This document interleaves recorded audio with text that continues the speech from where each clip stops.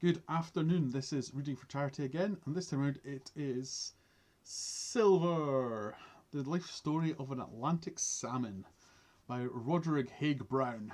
Um, it's a very short novel. It's only 90 something pages, if I recall correctly. 95 pages long. It's a lovely little story about the biggest, strongest salmon in the river, and it goes through his life from spawning to death. Um, and in that, it's a very good little story about describing. It gets across exactly the life stages a salmon goes through. From spawn to I'll get some of the names wrong. Smot to par to I can't remember the ones after that. As it reaches adulthood, it talks about going back up the river to spawn, and that silver is a very rare fish and that it spawns more than once because most of the salmon die after they spawn once. He spawns 3 or 4 times. But the story is also as much about the fish as it is about the fisherman. The good fisherman, he's called in the book, who you suspect might actually be Haig Brown himself, who catches Silver several times during the story but lets him go always, with the idea of I'll catch you when you're bigger. And then at the end, he realizes that Silver's had his time. It's probably his last trip upstream, and decides to finally catch the fish. And by the time he gets Silver ashore for the last time, Silver's died in the struggle. The full 60-pound fish that the fisherman always thought he would get to. King of the river. And the story itself, it's a lovely little story. There's not a huge amount to say about it, in all honesty. Haig Brown has some interesting ideas about ecology. He has some interesting ideas about natural selection. He has some interesting ideas about females in general. You get the feeling that Haig Brown was someone who spent an awful lot of time outdoors and was a gentleman fisher of means. Never really had to do much work.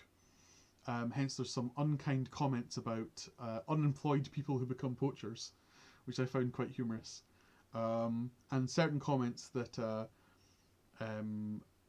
about how women folk display themselves in nature and in mankind that could be considered in the current age to be edging towards the misogynistic, but these are literally 3 or 4 throwaway lines in the whole book. So it would be wrong to condemn the whole thing for that.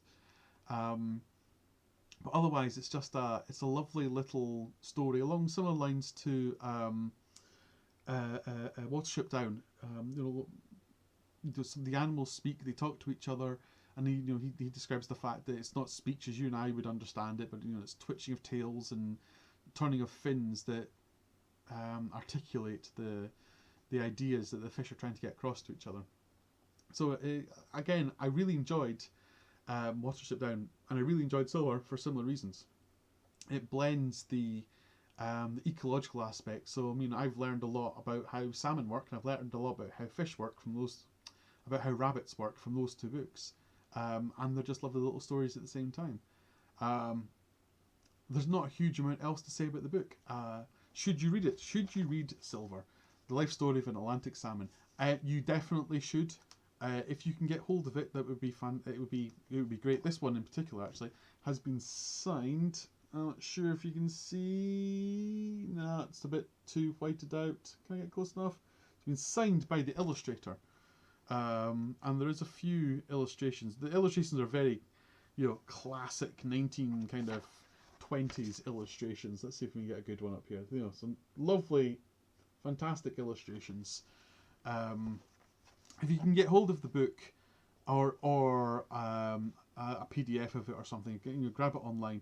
It's just a lovely little story to read, very, very briefly, or even read it to your kids. There you go, 1931 this was first published. So I was close when I said the 20s. It was probably written in the 20s. In a similar vein to Watership Down, it's not got any of the moments the Watership Down has. There's a little bit of death in it because animals kill each other, but not in a particular scary way. It's just a nice little story. So yes, I highly recommend this as just a nice little book to read in similar other ways. It'll make you feel good about yourself when you finish. You may even turn a tear when Silver gets caught for the last time. I didn't, but you might. So yes, now I just have the Rift War saga to finish with, and then we shall be done with all this. So until then, thank you very much for watching. Thank you very much for listening. Good afternoon.